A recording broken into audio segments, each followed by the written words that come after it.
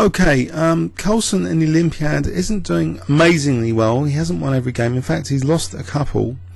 And this is his round 4 game against Jobava, who we saw Ivanchuk's brilliant win against.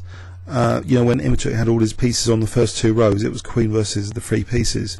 So here in round 4, Bada played d4, and after knight f6, c4, Carlsen played e6, so wanting the Nimzo Indian defense.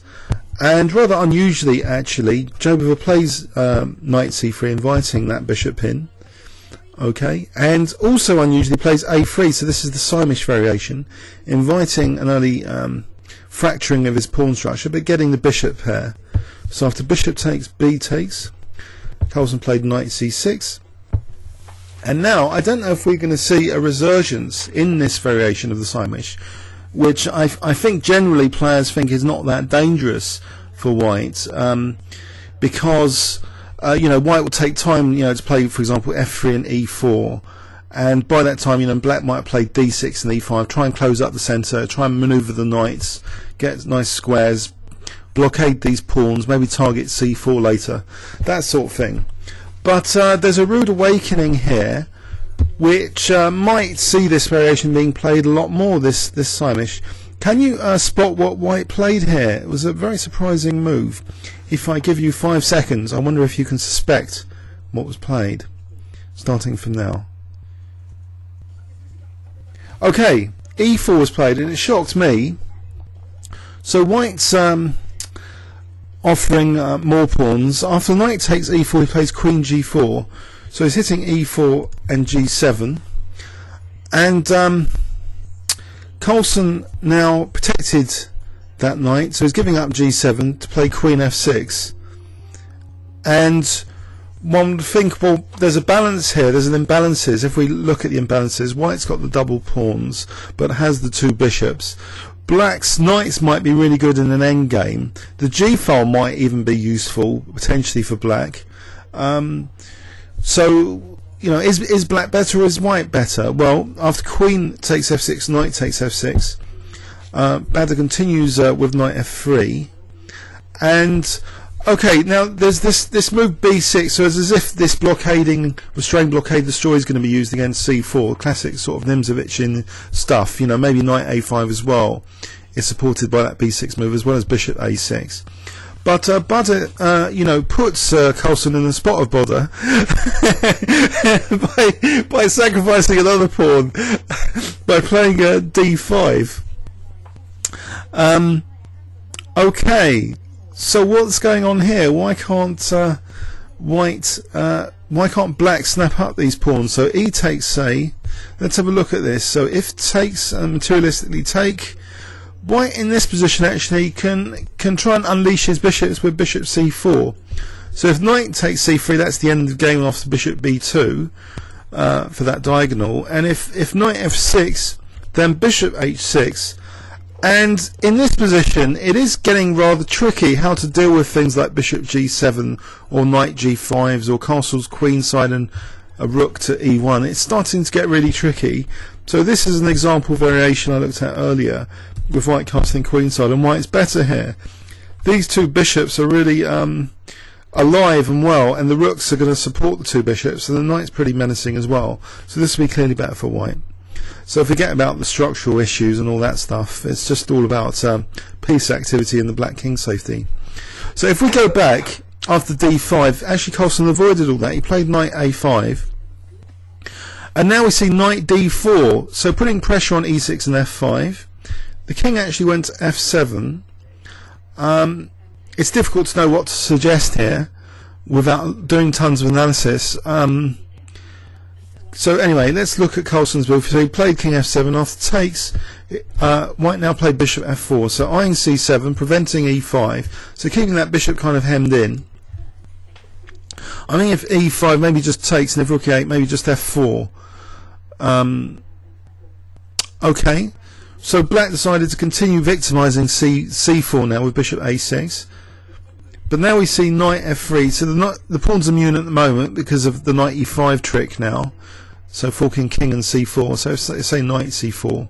Just play bishop takes and then knight e5. So knight e4 was played. We see the knight check, protecting c4. And now we see f3 evicting that knight, offering c3 again. But it's still probably too dangerous. After knight takes c3, there's also moves like h4 to consider now for white, as well as still, you know, this diagonal and this bishop is bad news for black potentially. So actually Carlsen just slipped his knight back, hitting c4, and here white castled. So c4, I guess it's still difficult to recommend taking it. There are moves like knight d7 and stuff. It looks really dangerous. So Carlsen played rook hd8, but now we see h4 with the idea of bishop g5. So g5 is protected with knight f7 and also e5 challenged. So now we see knight d7, check. And it looks as though Carlsen's king is getting in trouble now with this next move, rook h3, slipping the rook in like that. So we're seeing some crafty rook moves in this Olympiad. Rook a3s, rook h3s. It's all interesting stuff. So king h8 and now bishop g5, menacing threat of just bishop f6 and rook g3. So Carlsen took on g5, but he's significantly worse here. Whilst white's had fantastic success now to get this position, and can simply mount up pressure on the poor h pawn. But first this rook h6 blocks the h pawn and attacks e6 as well. Finally black takes on c4. So white takes, and now ganging up on the poor h pawn. So rook d7 will just lose the rook, so it ended up losing the exchange. So Carlsen defends meekly h8. Now probably here when I was checking with an engine, rook e6 is the most incisive, with the idea that rook, well, I'll show you. Say this position, there's rook c6 hitting c4 and c7. So this position is a bit horrible for black. If he had this position with after knight f6, in particular, maybe that's more accurate than even rook takes c7. Okay, but that didn't happen. In this position, white actually played f4. So f4 deprives the black knight of the e5 square, keeps a lock on e6. Maybe the knight can come back to threaten rook h7. So supported by just winning that h7 would be nasty. But here actually, instead of knight f6 or rook e6, he actually just snaps up e6 here. And now after rook e8, he plays a fine tactic just to leave him with a massively advantageous ending now after rook takes h7, rook takes e8. Because if king takes, then there's rook takes and knight f6, or just knight f6 and knight e8. There's all sorts of ways white he ends up material up now. Okay, but has Carlsen got any counterplay going? Well, the thing is, he's losing his queenside pawns now, because now there's an immediate threat of knight takes b6, discover check. Okay, gives up a3. There's just too many pawns now, it seems, for Carlsen to get back into this game, losing a5 and c5 now, and also unfortunately protecting c3 at the same time. So this looks like a kind of, we've gone into technique phase. White's just munching black up, is 2 pawns up, and we're reaching the end of the game now with after rook d6, rook g6. So a few checks thrown in, and then finally there's king f2.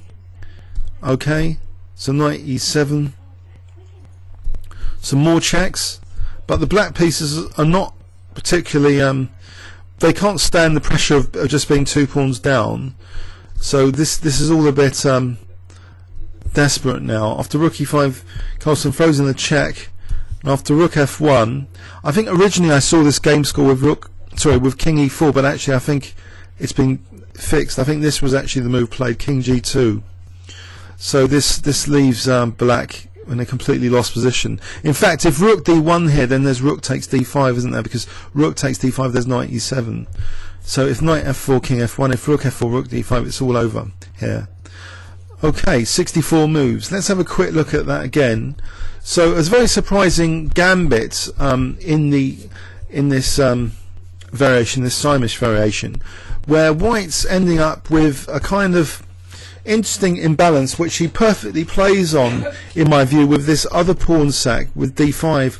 He's just trying to really liberate these bishops, expose the black king's safety, and exploits his slight lead in development. And he does so also cleverly using this rook soon with this h4 maneuver. So this rook slides into the game with rook h3, and then black's h7 is also a major concrete target where all these advantages are heading.